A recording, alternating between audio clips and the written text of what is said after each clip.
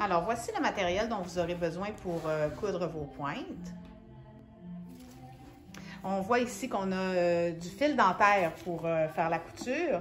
C'est très résistant, mais vous pourriez aussi prendre un fil blanc ou un fil rose pâle pour faire ça.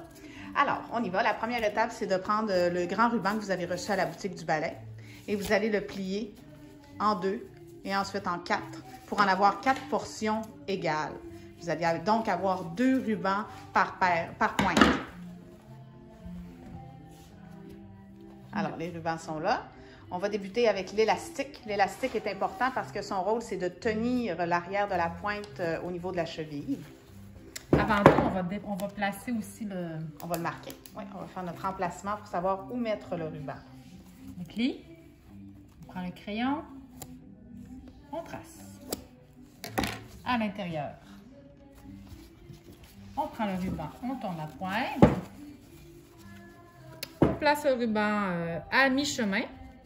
L'élastique à mi-chemin. Oui, exactement. Et on va faire un point d'arrêt. C'est un point où est-ce qu'on n'a pas besoin de faire de nœud dans l'élastique. Pas dans l'élastique, dans le fil. Donc, je laisse un bout passer et je repasse une deuxième fois sur le nœud et ça me fait mon point d'arrêt. Et maintenant, je vais coudre mon élastique jusqu'en haut, ici. Donc, j'ai fini de coudre le côté ici. Donc, ce qui est important, c'est coudre ici. C'est très important de ne pas prendre le cordon à l'intérieur. Donc, il faut y aller doucement. Comme ça.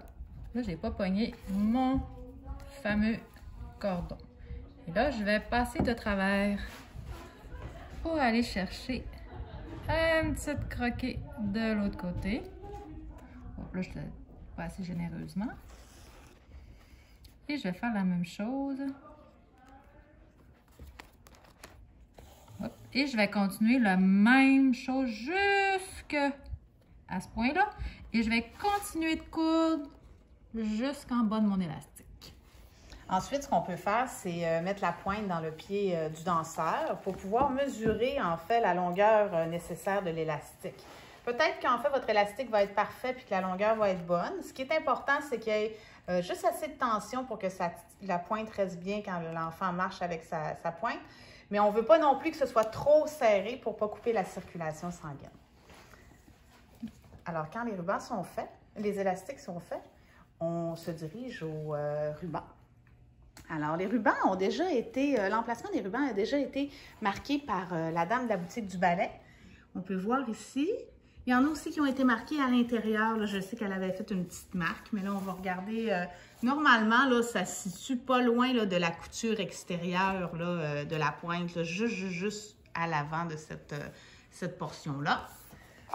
Et puis là, on va regarder, on va voir Dominique où elle va venir placer là, le ruban. Un peu en biais. C'est correct, un biais comme ça? Oui, en biais vers l'avant. En biais vers l'avant.